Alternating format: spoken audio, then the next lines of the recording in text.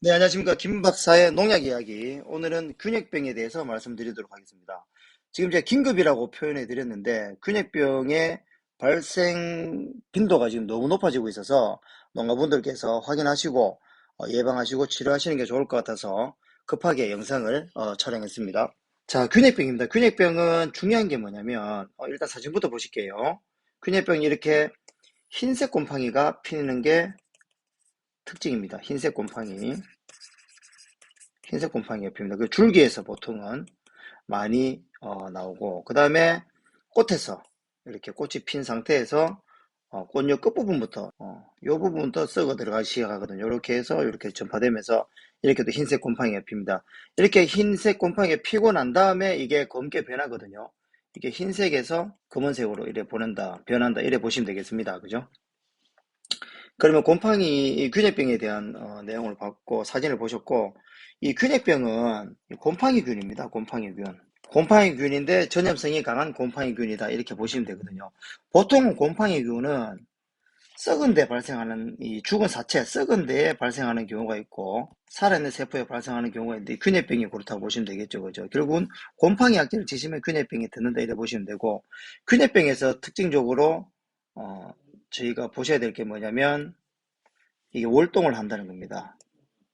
월동을 한다는 얘기는 땅 밑에서 이렇게 포장이 있으면 어느 한 부분에서 이 균이 땅에서 월동을 한다는 얘기죠. 그렇다는 거는 바짝만 할 때 이거 소독을 해주시는 게 맞다 이렇게 보시면 되겠습니까? 그죠? 이렇게 보시면 되고, 여기에 자리에 균이 있었으면 이듬해에도 요 비슷한 자리에 또 균이 발생을 하거든요. 그래서 여기 하나 중요하고, 그 다음에 중요한 게 물과 바람에서 제한다. 결국은 이 토양 내에서 어느 한 부분에 있어서 발생이 됐지 않습니까? 그죠? 그럼 우리가 관수를 하지 않습니까?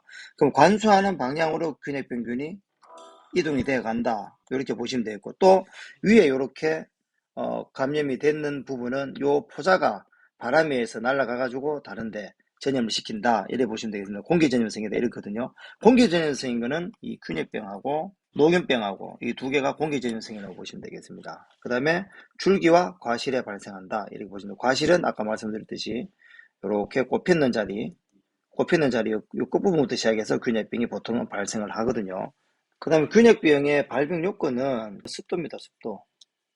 습도가 발생한다는 것은 저온과 고온이 생긴다는 거죠. 결국은 이건 뭡니까?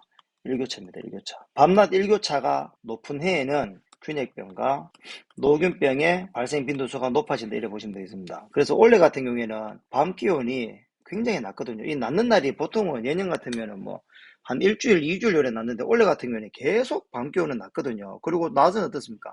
햇빛이 좋아가지고 낮 기온은 또 높거든요.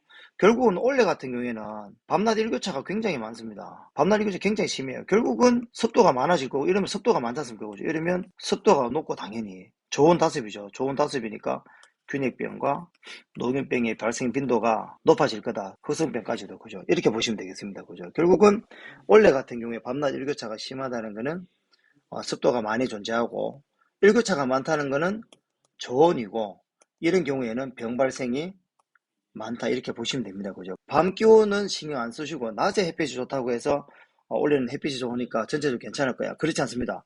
밤낮 일교차가 많다는 거는 저온이고, 이 저온인 상태에서는 병 발생이 많다. 그래서 올해는 병 발생이 많은 거를 이제 그 예측을 하시고 관리를 잘 해주시는 게 중요하다 이렇게 보시면 되겠습니다. 그죠? 이 사진에 보시면 이건 지금 검게 변한 사진도 하나 찍어놨거든요. 균핵병이 와서 처음에는 흰색 곰팡이가 폈다가 그게 이제 치료가 되면서 검게 변하거든요. 또 이 식물체가 죽어버리면 이 곰팡이도 같이 죽어버리거든요. 그래서 검게 변한다.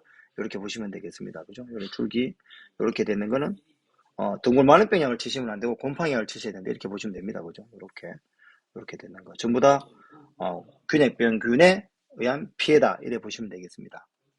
그럼 사실 아까 말씀드렸듯이 이 균핵병은 곰팡이 약 치시면 잘 됐습니다. 그죠? 이 곰팡이 약 치시는데 옛날에 뭐 쳤습니까? 옛날에 스미렉스 많이 쳤죠. 근데 이게 사용 뭐 하지 않습니까? 그죠?